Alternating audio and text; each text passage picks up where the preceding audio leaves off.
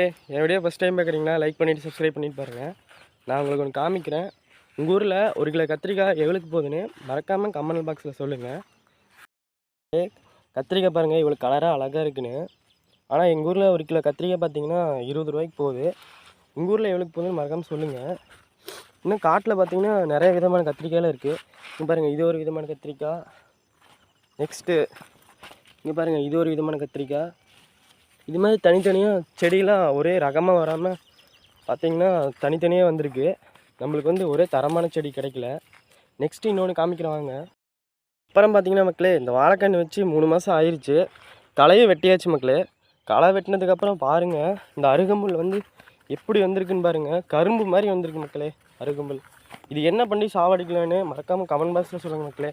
இது எப்படி சாவடிக்கிறதுன்னு எங்களுக்கு தெரியவே இல்லை. அதே மாதிரி இன்னொன்று காமிக்கிறேன் பாருங்கள். இங்கே பாருங்கள் மக்களே, சிறுகீரை. இந்த கீரை செம்ம டேஸ்ட்டாக இருக்கும் மக்களே. எங்கள் காட்டில் நிறைய இருக்குது. இதை இன்றைக்கி நான் அறுவடை பண்ணி சேல்ஸ் பண்ண போகிறேன் மக்களே. வீடியோ பிடிச்சிருந்தா லைக் பண்ணுங்கள், சப்ஸ்கிரைப் பண்ணுங்கள் மக்களே.